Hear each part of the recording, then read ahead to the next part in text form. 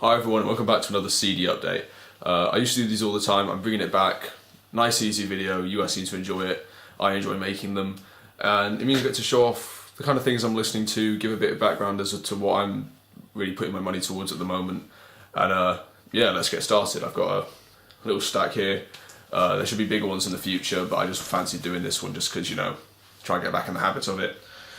So yeah, let's get started. First things first, I recently picked up Baroness's 2015 album Purple. This is just my favourite thing they've done so far, and I've loved everything. Really nice packaging, as you can see. Fairly basic, but beautiful artwork, courtesy of that of John Dyer Baisley. I've heard a lot of people, this maybe, it's hard to explain. This is probably their most critically acclaimed album, but I've heard a lot of people complain about the production, which they feel falls victim to the loudness war. And while I can see that, I think it really suits the album. A real brash, loud, in-your-face production. Wonderful songs on here. Shock Me, Tries to Disappear. God, this is awful to read. Chlorine and Wine, Would You Stop the Rain. That's if I have to wake up, Would You Stop the Rain? Just another great album. They're currently working on a new one. I imagine it will come out sometime next year, but hopefully by the end of the year that would be nice. This is a band that takes their time with their music, but it's always worth it because so far we've had 4 absolute classics. So yeah, it's Baroness with Purple. I look forward to see where they go next.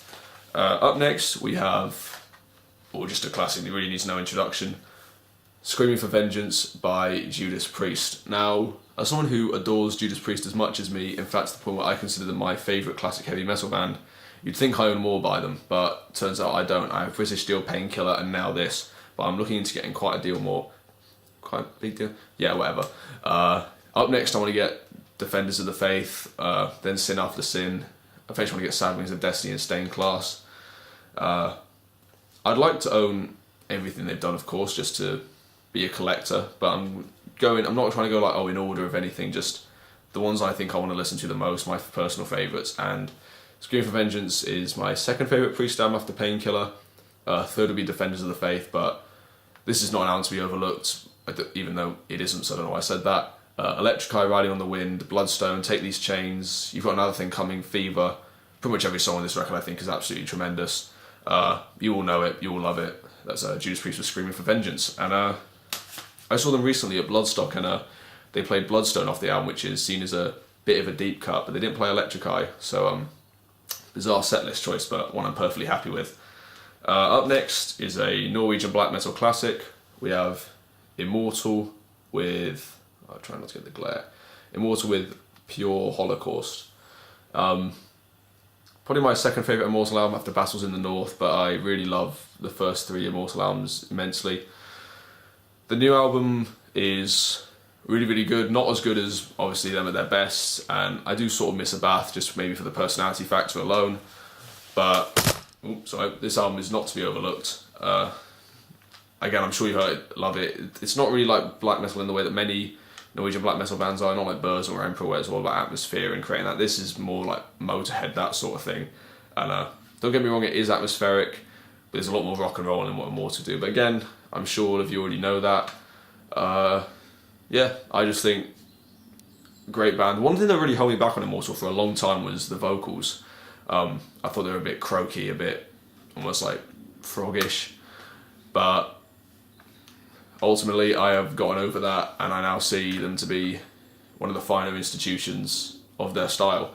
And it's very good to have them back, especially with such a great album. All Shall Fall was tremendous, so they had a great deal of pressure following it up. They didn't quite match it, but I would argue that's still a very impressive album, and one that people have already seemed to have forgotten about. It didn't even come out 2 months ago, and then one of the most important, well-known bands in black metal, and yet it's almost entirely been overlooked.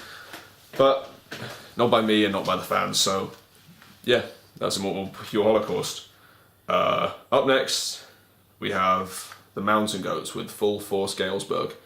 Now, in case you don't know anything about me, the Mountain Goats are in fact my favourite band of all time. I own more of their music than I do anyone else. I think I've got 10 CDs by them now.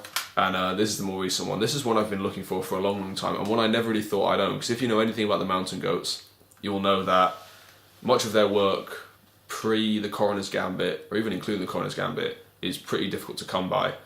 I've got almost everything post that except for Transcendental Youth, I believe, is the one I haven't got, but I'm looking into getting that soon. And I saw this for a fairly reasonable price. It's got a bit of damage on the spine there, but other than that, it's in fine working condition. This is just a great album, and one I really didn't appreciate that much until I owned it. And now I'm still looking into getting everything by them, like Sweden. Is Hail and Farewell Gothenburg? I don't even know if there is a CD for that. Or Zipola, I don't know how you say it, Zipolotti? Something, Machine, the debut. Great album, really worth listening to. Definitely a place to start with the Mountain Goats if you're not aware of them. And I can imagine, this being primarily a metal channel, a lot of you will not be aware of them or that invested in their music, but I'm sure some of you will be. And I wouldn't start with this one by any means. It's a bit difficult, a bit less inviting than some of their other records. I would say start with either Beat the Champ or Heretic Pride or the Sunset Tree. Any three of those, you can't really go wrong. They should get you into the band nice and easy. And once you do, it's a whole universe almost. I mean, it's really one of the most developing bands I've ever come across. And as a fan, I want to get everything I can. So that is Full Force Galesburg by the Mountain Goats. Down to the final two. Up next, one of my favourite death metal bands of all time, Nile with Black Seeds of Vengeance. I don't really listen to that much death metal, to be honest, but when it does get me, it really gets me, and I love it. I know some people, they just listen to it all the time. They don't really care about like the bands per se. It's just the sound they adore so much. I'm not like that with death metal. I'm really focused on the artist and what I do and don't like. I love Death, I love Immolation, Cannibal Corpse, Morbid Angel, Nile. More recent bands, I really like Tomb Mold from this year, Pissgrave, Our Place of Worship is Silence, another great modern death metal band. A lot of death metal I really don't like. I really don't like Obituary at all. God, who else? Mortician is very hit or miss for me. Skinless, I like all the samples, but musically I'm not that into it. But Nile I've always had quite the affinity for, and maybe that's because I lived in Egypt for a number of years, and so I recognise a lot of the things they talk about. But they're just a great band, and this is certainly one of their best albums. If I had to pick one, I'd probably pick Annihilation of the Wicked or In Their Darkened Shrines, but this is very close behind. I mean, some of the riffs on this thing, the dizzying death metal, remarkable drum performance, just, yeah, absolutely outstanding. I really like pretty much everything Nile have done except for the last two albums, which, I mean, the problems with At the Gates of Sethu are fairly obvious. The production was very weak, doesn't really show like the beat of their style at all. The vocally quite unpleasant.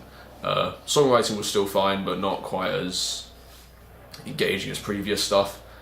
And yeah, and what was the one that came out? What Should Not Be Unearthed? Just fairly average death metal. I mean, the Egyptian thing is sort of played down a bit on the album, strangely. And I can see why they're doing that. I can see why you think it'd be gimmicky or limiting, but to me it was really what made them special. But everything else, Ithiphalic's fantastic. Those Whom the Gods Detest is just one of the mightiest death metal albums of the 21st century. In the Darkened Shrines, Annihilation and Catacombs of Nephron Ka is just one of the best death metal debuts I've ever heard. And Black Seeds of Vengeance, which is really worth getting into if you have any interest in death metal at all. I know a lot of people will be aware of Nile, maybe peripherally, and not really be too invested in their music. I can imagine a lot of people like that. If you're already into death metal, this is a great place to start. If not, if you're kind of intrigued by it more than not, I'd say get Those Whom the Gods Detest, which is a bit more straightforward driving. But yeah, Nile with Black Seeds of Vengeance, tremendous album. And last but not least, I recently went on quite a big Beatles kick, and I briefly thought about getting all their albums, which would cost about 150 quid, and I just thought I'm going to do it. And luckily I decided against it and just decided to get my favourites. And one of those is the White Album. Yeah, I know it's one of the more controversial albums, probably their most controversial album, but I'm a big fan of it. Yeah, not every song's good. That's mainly the thing that goes with this record. It's that Piggies isn't particularly good. Why don't we do it in the road? The second disc has more weak stuff than the first. It ends with Good Night and Revolution 9, which is just fairly uncomfortable listening. But really, this is also just one of the most interesting albums ever made. And I don't say that lightly. I mean, everything that surrounds this album is just fascinating. Its influence is far-reaching. The fact that it's the biggest band of all time, and certainly the biggest band of the world when this came out, and they released a double album of just bizarre, weird music. But again, it's not all like that. There's a great number of hits on here. Back in the USSR, Dear Prudence, Obla Di Obla Da. A lot of people hate that. I really like it. While My Guitar Gently Weeps, Happiness is a Warm Gun, Blackbird, Julia, Helter Skelter. Just a really great album, and not only a fun listening experience, but a really interesting one. You don't really know where the album's going to go. I mean, I'm sure you do, because most of you will have already heard it, considering as it's one of the most iconic albums in history, I would argue. But yeah, it's a bit more expensive to get this one, even though it's just like a new remastered version. Nice packaging though, so probably worth it. If you can see that there. Just, yeah, really, really good album. I'm a big fan of this one. One of my favourite Beatles albums. I'd say my favourite overall is probably Rubber Soul. Yeah, I'm not a big fan of Revolver, even though everyone goes for that one. But this album, really great. Definitely check it out if you haven't heard it before. I mean, really, if you're just into any music at all, you should hear this. Even if you only listen to like Pissgrave or Incantation, just listen to this one. That's what I meant earlier. When I said I really love Immolation, I meant Incantation. Not big into Immolation. Nevertheless, the Beatles, the White Album, I'm sure you all know it, or you're definitely aware of it if you haven't heard it, but do go and hear it because it is a seriously interesting album. So yeah, just a short one today. There'll be longer ones in the future. This is just some stuff I've bought very recently. I could do an update on everything that I've bought since I stopped doing YouTube, but that would take about a week and a half, so I won't be doing that. But starting now, I'm going to show the things I buy. I don't really buy that much vinyl anymore, seeing as how expensive it is. But if I do buy stuff, I'll show it, but those will be more irregular, more sparse. But yeah, links are as well as my Facebook page, as well as my Instagram. Thank you very much for watching. See you guys in another video.